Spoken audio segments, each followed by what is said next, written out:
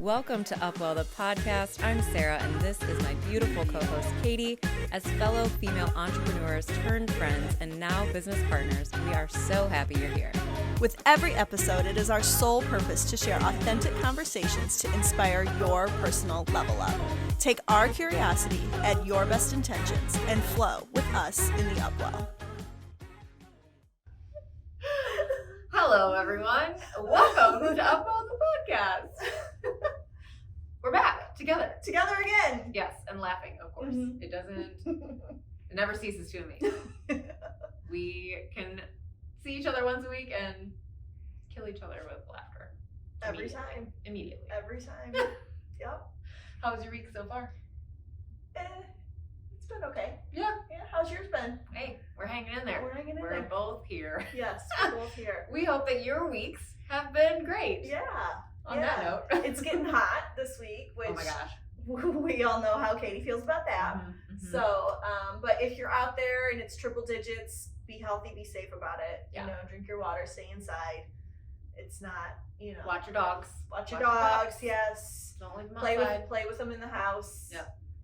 That's My dog is crazy, and it's funny because she's a husky, but she doesn't necessarily love the heat like this, but she'll go out on an 80-degree day and lay in the sun. You're lucky. I know.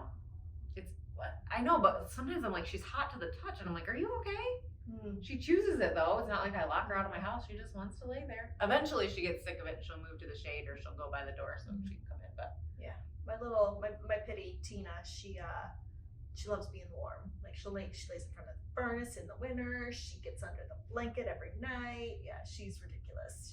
She's a little furnace herself. I was gonna say she loves being warm. She kicks off some heat. Yes. Oh yeah. boy.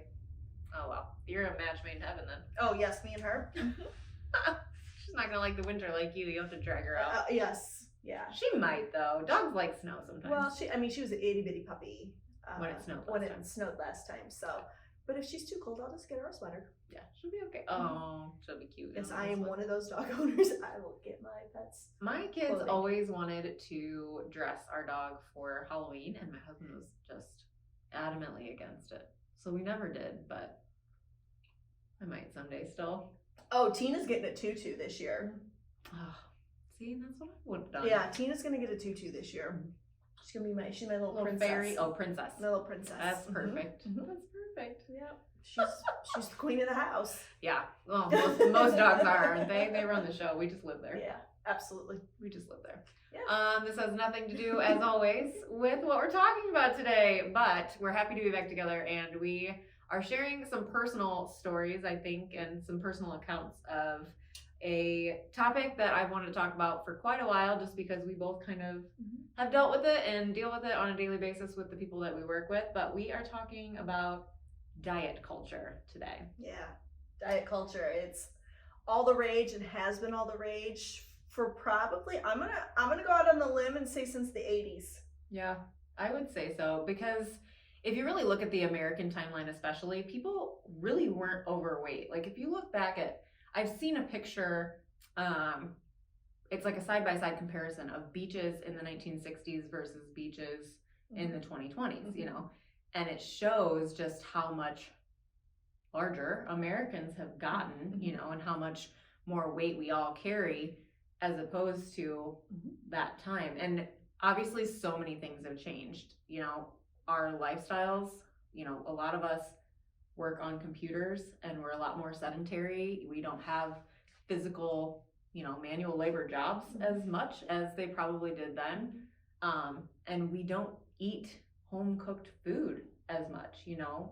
The rise of like TV dinners and fast food, I think played a huge role in the society, you know, the societal shift, I guess.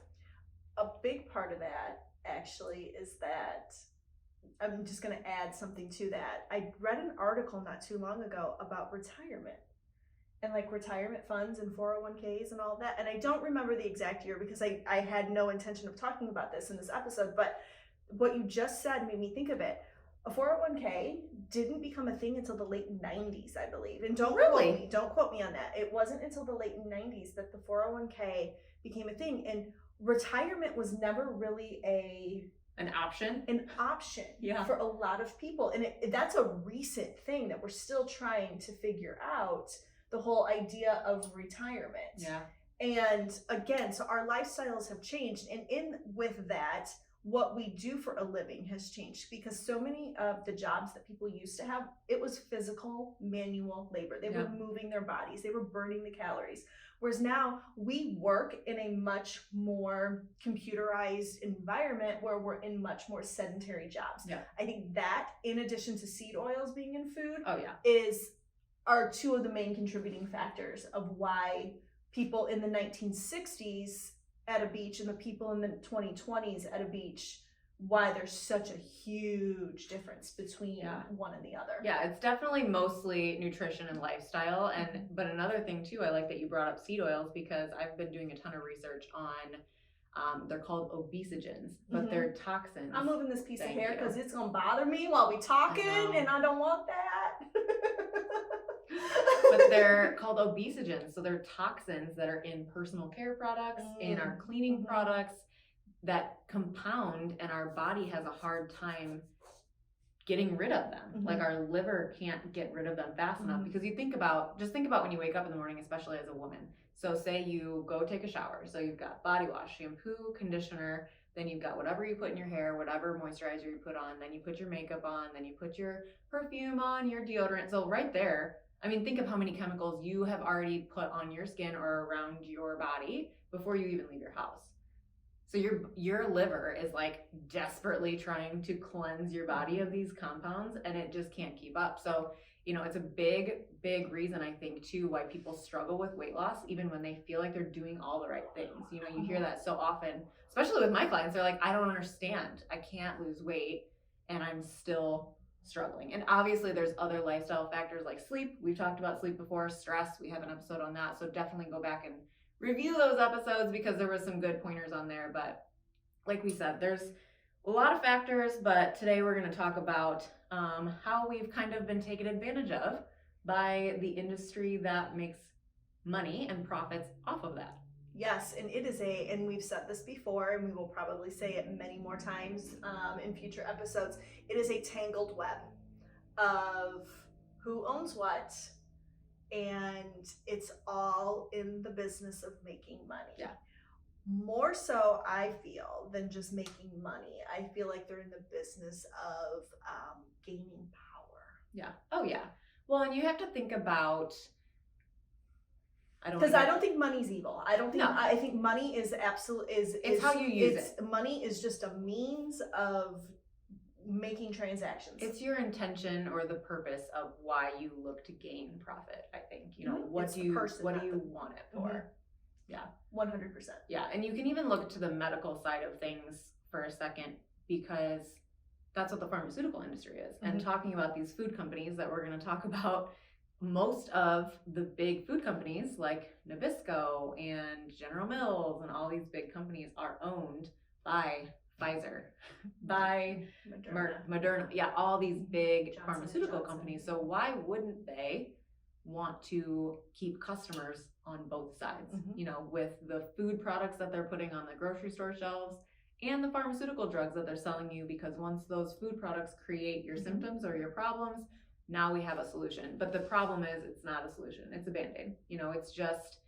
It's covering up whatever your body is screaming to you that something isn't right, and that'll be a whole nother episode, because I love that topic so much, because I've lived it myself. And I think most of you and I have experienced it for sure. And I'm sure anyone listening has probably seen it in their own lives, whether that's themselves, a family member, or a friend, struggle with some of that. So yeah, today we're going to focus on the food side of it. And we probably even just coming up here before too long can actually do the flip side of it. We can do the pharmaceutical side. Yeah. In a follow-up episode, just to kind of connect. Shadow banned. YouTube might take us down. I don't think so. I think YouTube's a little bit more. We can't use certain words. We'd have to rhyme. I'll do my research. Vaccines. Can't say schmovid. Schwatz. Anyway, so I kind of want to give you a shocking statistic, because it was a little mind-blowing to me.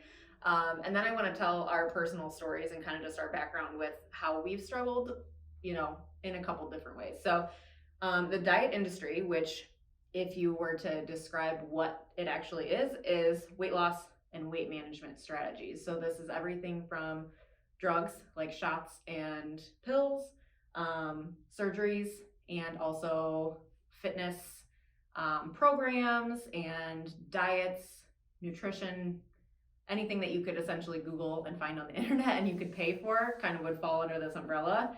But right now it's nearly $100 billion industry, and it's estimated that by the year 2030, it could grow to $400 billion. Think about that. That's 7 years, less than 7 years.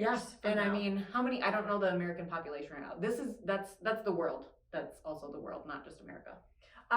U.S. population, I believe, is right. It's in the 300 million mark. That's crazy because that means that somewhere in there. I don't know if we're at the low side or the high side of that. That means in your lifetime you could potentially spend, $250,000 to $500,000 on your weight, whether that is a pharmaceutical drug, taking some sort of medication or using a coach for something, so there's not necessarily bad. I'm not pointing out good or bad. I'm just saying that's the number. There's both. I mean, there's the positive side and the negative side, and the positive side for someone might be a negative for someone, and the negative for someone might be a positive for someone. So we're not really going into that. It's more just kind of giving you an idea of what it all entails.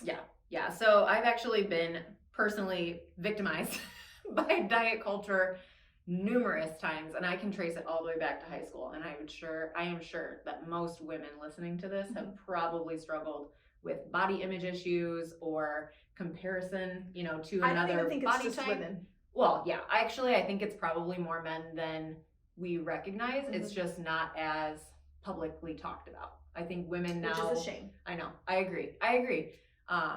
Anyway, I don't know. The dad bod is a thing. It's like in the dad bod. I know, but I still think that the focus has always been on the female body. Yeah. In terms of whether that's been magazines or tabloids or in the news or on the runway, you name it. Yeah. It's always been the focal point. Thank you. Yeah. The focal point has always been the female body. Yeah, but I think a female body is much prettier than a man's female body. I agree. But I think too, it's because they know the emotion we have connected to our physical appearance and our worth. Sometimes maybe more than men. I think they probably get stuck in the comparison thing a little bit more frequently. But women really do. We have this. We've been sold an image of perfection, and we are not enough or good enough until we mirror that image. And that's how they profit off of us. And it's an ever-shifting image. Oh, 100%. And you can never keep up with it. Look at, in the 90s, you saw Christina Aguilera and the Pussycat Dolls. Yeah, they were tiny. Everybody was tiny, right? Like, we all had to have our hip bones showing, okay? No eyebrows, and you could see my ribs. That's what I wanted. But then, all of a sudden, Kim Kardashian is the new perfection, image of perfection. So I think, like you said, the fast-paced changing of it is awful. The goalpost is always changing. Yes, yeah. It's like you can never reach it, right? Yeah, so I think it's just impossible. Like, beauty standards are impossible for most women because they're never the same. Yeah, you have to, in order to have true beauty in yourself, you have to basically cut yourself away from the standard and just be you. Oh yeah, I totally believe that now. But I feel like we've all had to get to that realization through a lot of trials and tribulations. And I think, just wanting to fit in and look a certain way and feel confident about yourself because you've been kind of brainwashed essentially to look a certain way. Yeah. To feel like you need to look a certain way. I think it's funny actually that you said something about no eyebrows. They're back now. Well, because the trend now is to have like Groucho Marx eyebrows. I know. And which is crazy to me. And the funny thing is, like, it took me years to grow them back. Mine too. In total disclaimer, I do nothing with my eyebrows now because I used to get them done all the time. Well, I got burned Oh man. by the wax. Yeah. So now I can't wax them because There's like scar tissue. There's scar tissue in there. I can't even tweeze them. Oh, because well, that's good. Luckily, I'm It's okay. the trend. It's She's the doing trend. good. Mine are just natural. You know, like it is what it is. And I don't really care what you think of them, but you know. But I think now it's kind of funny because like you go through the 90s and you think about the beauty standards in the 90s, and a lot of models looked like drug addicts. Yeah. Because they were so thin and pale and everything. Now you look at people and, you know, curviness is back in, and the big booties and the big boobs and a face with makeup that makes you look like a rodeo clown. And it's just like, you know, like it's always changing. You're never going to be able to keep up with it. Yeah, for sure. And, you know, that's going back to the beginning of the conversation. That is the premise. That's the idea that the diet culture industry, that's billion-dollar industry is running off of. It's running off of your insecurities and your inability to fit the standard, and that standard changing consistently. So all the time. So aside from the beauty side of it, I really want to focus on like body image and, you know, the trends that you see out there, because me as a personal trainer and a nutrition coach, I feel like I hear a lot of people that struggle with weight loss itself. So that's not necessarily trying to fit a certain mold or look a certain way, but just feeling self-confident and losing some weight and being healthy, you know. And I think that is another place that the diet industry missed the mark, is it's not focused on health. It's about aesthetics more than anything and looking a certain way. So I want to talk about food confusion, because I think that is people's biggest struggle, is that they Dr. Google, how to lose weight. Well, you're going to find a lot.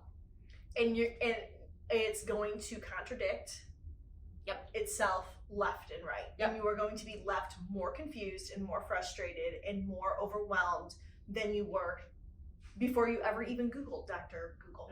Yep, Google the word eggs. You will find 20 articles that say they're the superfood that will save your life, and you'll find 20 articles that'll say the cholesterol will kill you. So again, it really comes down to discernment and knowing the difference between proper nutrition and the diet industry that's trying to sell you their pre-made bars or their pills or whatever they're manufacturing to make money off of you. Yeah, the only thing I know for sure about eggs is that the yolk, if you cook it all the way, you cook away some of the nutrients that it actually gives you. I try to leave it a little yellow, a little runny. That otherwise, it's like, I've heard both sides of the story for eggs. And you could, I mean, that's with anything, you know, meat, dairy. Red meat. You're not anything. supposed to eat red meat. It's like... Yeah. So it really does, I want to talk about individualism or just individual needs, I should say. Like everyone's going to be different. Yes. As much as we are all the same, we're all human and we all have basic necessities, right? We need certain macro and micronutrients, vitamins and minerals. You know, we need certain amounts of these things to keep our organs functioning, to keep our mind working, to breathe. You know, we need certain things. We all need to stay hydrated. You know, we did an episode on that too. But there are so many factors that come into play between individuals that dictate what you actually need that will keep you healthy and help you lose weight. Yeah, my hormones and her hormones are going to be completely different, and your hormones are going to be different from everybody else's hormones. So that's just one level of it. What you do for work, your stress level, your home life, your sleeping schedule, the toxins that you are exposed to on a daily basis. There's a laundry list of different things that all factor into your ability to lose weight. So there is no one size fits all type of program for anyone. You really have to take the time to understand your body and understand how it works, what's going on inside of you, whether that's through, you know, blood work. I always suggest blood work because your blood will tell you what's going on. Urine will also tell you, as your well hair, your hair, as well as fecal matter. It'll all tell you what's going on in your body. And honestly, weight gain is an energy imbalance, but something causes that. You know, a lot of people are like, I'm gaining weight. Well, you have to look beyond that because there's a root cause. Mm-hmm. Weight gain is a symptom. When you gain weight, it's due to something else going on in your body, whether that's a blood sugar imbalance, a hormonal imbalance, stress problems. I can't list them all. There's so many things, and I don't mean that to frustrate you, because I don't want you to walk away thinking I'll never know the reason I gained weight.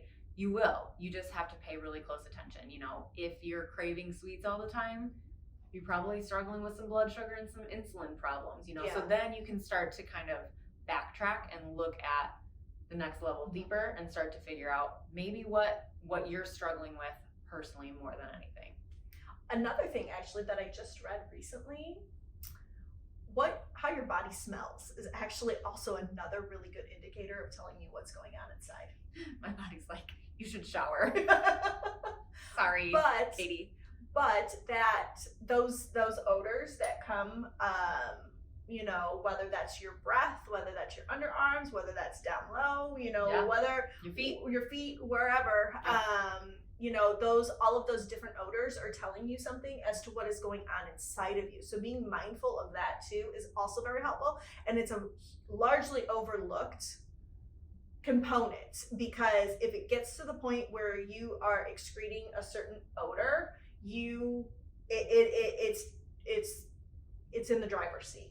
The imbalance that's going on in your body is in the driver's seat. Your body, if you think of your body, it's always sending you signals. And I think our downfall in Western society is that we've become so busy that we don't listen to our bodies. And that's why the diet industry makes so much money, because people don't want to be patient.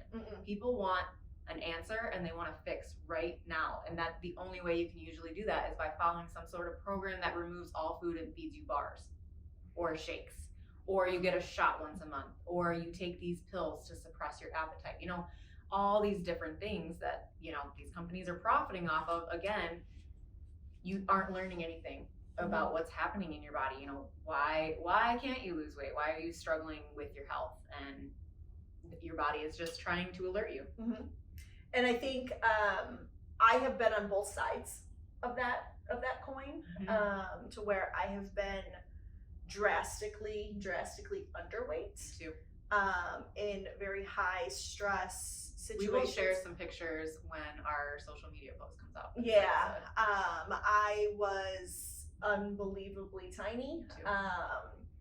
As little as, you know, I would say 8 to 9 years ago, I was less than 100 pounds, and you know, like it's gone from one end of the pendulum to the other. My whole journey pretty much started when, I think it started in high school. I did start telling this story and then I got sidetracked, but it started in high school, right? Because you want to look a certain way, and I was a cross country runner, and then in my eyes, I know, still, I hate running. I know, but I was one of the bigger girls on the team, and I was like 118 pounds. I was not big.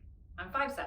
I was not, but comparatively, everyone's stick figures on the team. So I had a complex about that right away. I'm not going to be fast enough. I'm not going to make varsity. I'm not, whatever those things we tell ourselves, like none of it was true. But, you know, so I struggled with anorexia all throughout high school, especially my running days. And that's terrible. I can't imagine the damage that I did to my body thinking about it now, running all those miles, doing all those workouts on very little to no actual nutrition, like any value. And believe it or not, she is actually about 4 inches taller than me. So when we sit here, I think the biggest thing is that my torso is way longer than hers, and my legs are real short, and she's all legs. So I look like the taller one. I'm taller. I'm taller than her. But I am 5'3". And so my senior year of high school, I remember this clearly. My senior year of high school, I weighed 114 pounds. I had a body fat percentage of 12. Yeah, that's low for women. That's low for women. And I was a cheerleader. I was a cheerleader, and I'm very proud of the fact that I was a cheerleader. It's just so loud. Come on. I know you got to turn this down when you're listening to it. When I'm talking, because I am a bit boisterous. But I was a cheerleader. I was very active, you know, with that. And I I never struggled with anything in high school in terms of what I ate. I ate whatever I wanted. Yeah. And for me, that ultimately led to some weird relationships with food later in life. Yeah. Because I was able to eat whatever I wanted. Then, you know, as things changed in my life and the older I got, I had this idea in my head and my body was changing and it was like, whoa, what is going on? Yeah, and I think this is probably something that most women can definitely connect to, or a lot of people listening to this, is that relationship to food and that binge and restrict cycle. Mhm. You know, once your body starts to change, or once you realize that, you know, maybe eating more does cause weight gain, or whatever that change, you know, wherever you kind of come to that realization, is your relationship to how much and what you're eating really starts to shift. And that to me is one of the most dangerous side effects of the diet industry itself, because it really isn't teaching you anything. Again, you know, when people talk about calories in, calories out, burn more calories, eat less, that's been the diet concept in America for years, and it's just not the full picture. Yes, do calories matter? Of course they do. You can't eat a huge surplus of calories every day and expect to lose weight. However, it's not the full picture. What you're eating, when you're eating, you know, what kinds of foods. Are you eating more natural or more processed foods? All of those things start to come into the order factor. in which you eat your food. Yeah, 100%. You know, all of those things impact your hormones and your insulin levels and the things that are important to weight loss and weight gain. So I think just knowing that, you know, you kind of have to go through that process for yourself, and it's kind of a sucky one sometimes. I can actually also attest to the opposite side of it. I talked about, you know, being very, very tiny, and then I went from being a very petite person, and I mean, in the grand scheme of things, I'm not a huge person. Can I stand to lose a little weight? Yeah, probably. We like it fluffy over here. I don't even think I'm that fluffy. I am. I was speaking about me. But back to like the tangled web of the pharmaceutical, you know, in food connection. I gained 45 pounds from a medication that I was on, and since then, that like large gain of weight in a very short amount of time. I gained 45 pounds in 5 months. Wow. That is a huge amount of weight to gain in a very short amount of time. That experience to this day still has messed with my head in terms of body image and everything. But it all, again, it kind of went back to that, you know, the food and the pharmaceuticals. Yeah, and I love that you flipped the script for a second, because that's exactly my story too. Is not the pharmaceutical side, but after high school, I stopped running. I went to college, lived my best life. What do they call it? The freshman 15, whatever. It was like the freshman 60. Okay. I mean, I gained a lot of weight. I was nearly 200 pounds. I would say that I didn't really have body image issues at that point. I wasn't comfortable. I knew I didn't feel good, but I was drinking a lot. I was smoking at that point in time. I was eating out all the time. I mean, not just eating out, like fast food, like drive-thrus were my jam, you know, so I just really wasn't I wasn't prioritizing my well-being pretty much at all. My sleep was off, you know, I was a teenager. I was early 20s, late 20s. And so I put on a ton of weight. I knew I could feel better. I knew I could feel more confident. And then I got engaged, and I was like, I have 1 year to lose as much weight as possible. And that was my mentality. Again, going back to diet culture, sucked me right in. I need to eat less and work out more. So I was eating like a rabbit. I mean, I was probably down to, I don't know, under 1,000 calories a day. And running again. Oh yeah, I stopped smoking so I could start running again. So I was running miles and miles. I would run 4 miles on my lunch and then come back and eat cucumbers and tuna. Or a string cheese. Yeah. I was hungry. I was so hungry. And I looked it. The problem was I lost all that weight really rapidly, thinking I was doing all the right things based on what I found on Google, what everyone told me. You know, I was being praised for my weight loss and people telling me I looked good, you know, and then you start to like, I want more. You know, you Mhm. start to get these thoughts of, I want more, I can do more, I can work out more, and I can eat less. I can, you know, it's like a game, a sick game you start to play with yourself, Mhm. unfortunately, a lot of times. But so then I got really, really thin to the point where people are worried about me, you know, rightfully so. They should have been worried. I mean, I think when I got married, I was under 120 pounds again.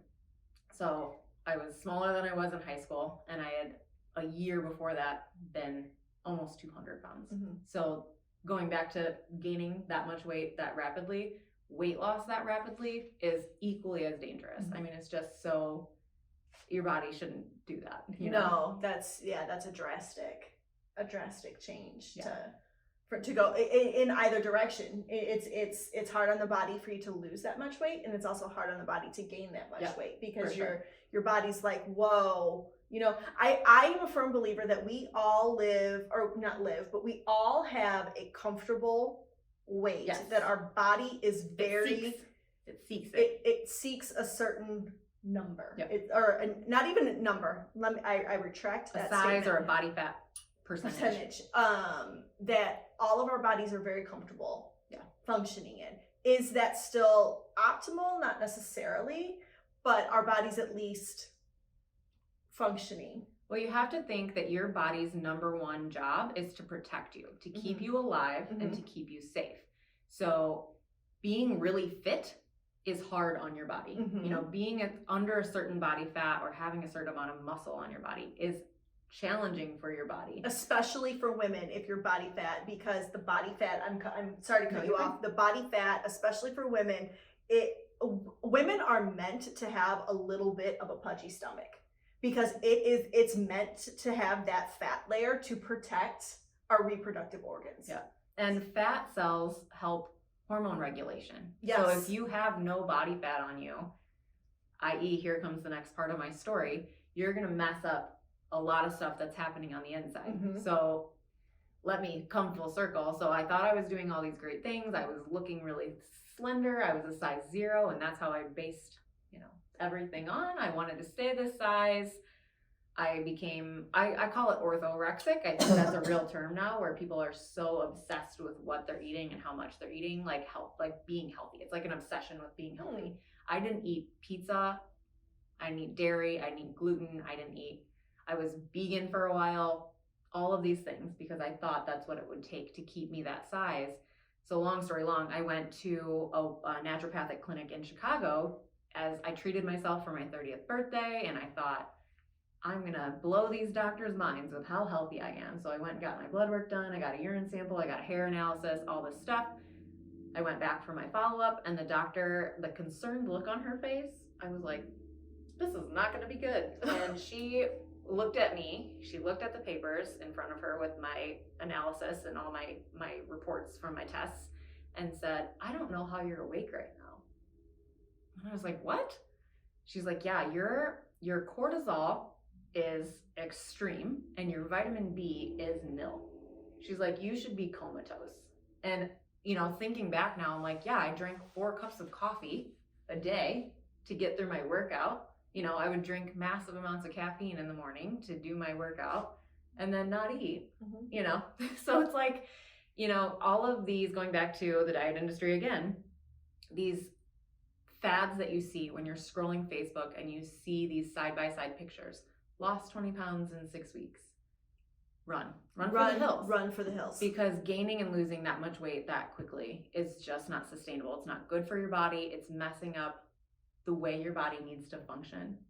So obviously, if you're overweight and you need to lose weight, there are healthy ways to do that, and we're going to talk about that. But, you know, I just want to remind people that weight loss is not everything, and when you see rapid results, it's usually not going to be the way to go. No, it's usually, and if anybody is trying to sell that to you, again, that's not in your best interest. Yep. And so that kind of leads me to my next point, because a lot of times people ask me quite frequently, and Katie might get this question too, what's the best diet for blank? Weight loss usually, but is it keto? Is it veganism? Is it paleo? Is it intermittent fasting? Is it I mean, we went from the Atkins diet in the 90s. Wasn't the Atkins diet in the 90s? Yes, Atkins, which is pretty much keto. The zone, Really? the zone diet. Oh yeah, I don't there's know. a million things you can eat for your blood type. You can eat for your skin color, your hair color. It's crazy. It's insane, like how to go about. And I'm sure a lot of like the Ayurvedic type stuff that, you know, the ancient traditional type things probably have some more ground to stand on. Mm-hmm. But again, you have to know your body. You have to know yourself really well. And most of these diets that are being portrayed and thrown about out there that you can go buy and follow aren't teaching you anything. No. You're just following a plan. That's why people see that yo-yo of weight loss and weight gain. Because if you follow a program for 6 weeks and you have success, you didn't learn anything. You just followed whatever you paid for. You never gained any nutritional knowledge or any self-awareness, you know, about some of your habits or different things. And if you don't address those, they come right back, if not worse, tenfold, you know? Yeah, because even I know the biggest rage right now is intermittent fasting with a lot of people. And intermittent fasting is something I did for a while. And I had great success with it for a while. And then realized, you know, that, I'm not feeling the best. Well, then I learned so much more about it and realized that as a female, we have to fast in regards to our cycle. And that was a very much an overlooked topic or you know, bulletin point in the whole, you know, concept of intermittent fasting. And so it, you know, there's a lot that goes into it in terms of, you know, if you're picking a diet, your best bet is ultimately to pick a nutritional lifestyle. Yeah, for sure. And I actually wrote, you know, in regards to all of these diets that have names, they're all tools. Yes. You can use them for certain things. Absolutely. People have used intermittent fasting to heal cancer. People have used paleo lifestyle nutrition aspects to lose weight. But you have to think about the premise of that. You know, they're using this because typically if you're eating a paleo style diet, you're not eating fast food. You know, so it's cutting out those certain things, those certain aspects of your life that probably caused you to gain weight in the first place. So all of those things have pros. I'm not downing any of those ways of eating or anything that has worked for you. Because like Katie said, and it's worked for me in the past, intermittent fasting was my religion for a while. I treated it as gospel and that's what I went by. And then all of a sudden when I wasn't feeling so great, I looked for all the other reasons that it could be, you know, and instead of thinking maybe my life has changed, maybe I need to change the way that I approach eating, I just started contemplating all the other things that it could be, you know, and finally when I realized that it had more to do with when I was eating and how I was eating and what I was eating and, you know, all the restriction I had put on myself for so long, you know, mentally and physically, it was causing me so much hardship. So I think that's important to know that those diets can be helpful. They can be useful in certain scenarios. And if you're using them as a tool, as a piece of your nutritional puzzle and not as gospel, I think you'll see positive results from it. You might see more effective results. Effective, that's the word I was looking for. That's why I'm here. Yeah, and I love that you said as your life changes, your needs change. Yes. As you know, we all go through different phases of life, and different stress can happen, and it might be even stress that you don't realize that is affecting your body. A deeply emotional stress, something, you know, as simple as, you know, you have an 18-year-old that has graduated from high school and they're going to be moving out of your house and going away to college, and that is a whole life-changing event that you might not realize could be the cause of some weight gain, or could be the cause of why you maybe were losing some weight and you've plateaued, and you know you've been thinking about that for the last year, you know, that underlying thinking. So there's a lot of different life events that can happen over the course of our lives for all of us, but as those things happen, our needs are going to change. Whether in our needs in terms of food, our needs in terms of sleep, our needs in terms of physical activity, all of it. Yeah, and I like that you said, you know, I think a lot of people point the fingers at the more physical changes, you know, women especially, we talk about our hormones as we age, those fluctuate, they change. So yes, your needs and the way you approach your weight maintenance is probably going to change as your body changes and evolves. But the mental and emotional side of it is huge. I mean, I can't speak for men, but I would assume that they struggle just as much as women. You know, if you have a big life change, or, you know, if you're struggling with something, or even unbeknownst to you, where it might be just kind of, you don't even think it's really stressful, but it's kind of something that's tolling or taxing. I mean, it can change a variety of things, the processes and the systems that are, you know, ongoing inside of your body. So of course it's going to change the way you need to eat, you know.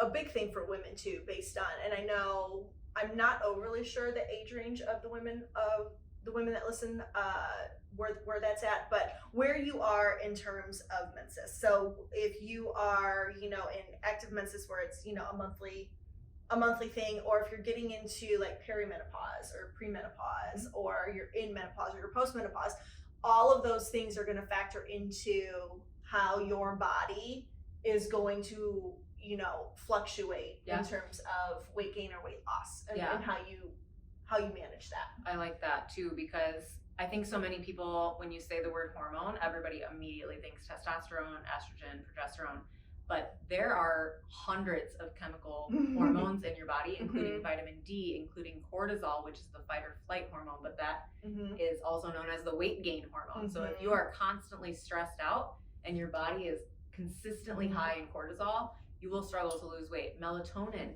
is a hormone. So if you're having trouble sleeping at night, if you're waking up really tired still in the morning and never feeling rested, that can cause weight gain because your melatonin is thrown off. Your hunger hormones, ghrelin and leptin, you know, those are the hormones that your body signals to you when you're full and when you should eat, when you're hungry. If those are out of balance, of course you're going to gain or lose weight. If your body's constantly sending you hunger cues because of something that's happening inside, you might feel like you're never satiated. Like I get like that sometimes, and I have to take a step back and I'm like, what has changed? What have I eaten? You know, have I been eating too much processed sugar? Have I been stressing out? Have I been sleeping poorly? Like, you have to examine and assess your life ongoing. It's always changing. Always, every day. Yeah. It's an everyday thing, because we sleep more during certain times of the year. We sleep less during certain times of the year. Our body temperature is different in certain times of the year. So it's a constant evaluation and a constant inventory of your body every single day. And yes, it may sound like a lot, but hear me out. Your body is yours. It is uniquely yours. Yes, it's all you have. And it's all you have. At the end of the day. It is your temple. And understanding how it works on the outside so that you can understand how it looks on the outside, that is the biggest thing to so many things in life, and really truly leading a fulfilled and happy life. Praise be. Amen. Amen. I got nothing after that. So I want to wrap it up by leaving people by feeling empowered, because I feel like don't get discouraged. We threw a lot at you because we did want you to know about the diet industry and diet culture itself, and how it preys on women not feeling worthy, not feeling good enough, and selling you something in hopes of you feeling better or looking a certain way. So we just wanted you to obviously have a lot more awareness around that, but there are ways out of it. And I'm going to do a shameless plug right now, but hiring a coach is probably one of my biggest recommendations, because working one-on-one with someone is going to allow you to have a personalized approach to your specific lifestyle, your needs, and your weight loss or weight gain issues, you know.